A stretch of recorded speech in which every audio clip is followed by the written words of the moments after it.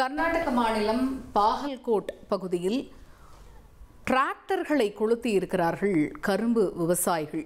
20க்கும் மேற்பட்ட டிராக்டர்கள் தீ வைக்கப்பட்டதால் பெரும் பரபரப்பு ஏற்படுத்தியிருக்கிறது.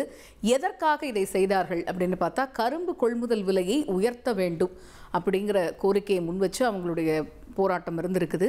அதன் ஒரு பகுதியாக டிராக்டர்களை கொளுத்தி இருக்கிறார்கள் கரும்பு விவசாயிகள். இதனால் அந்த பகுதியில் பெரும் பரபரப்பு ஏற்பட்டிருக்கிறது. அந்த காட்சிகளை தான் நம்ம பார்க்குறோம். கிட்டத்தட்ட 20க்கும் மேற்பட்ட டிராக்டர்கள் அங்கே தீ வைக்கப்பட்டிருக்கிறது. இனி செல்லும் இடமெல்லாம் செய்தி. தந்தி டிவியின் வாட்ஸ்அப் சேனலை ஃபாலோ பண்ணினா செல்ல இருக்கும் இடமெல்லாம் செய்தி. இதோ QR கோட் இப்பவே ஸ்கேன் பண்ணுங்க, ஃபாலோ பண்ணுங்க.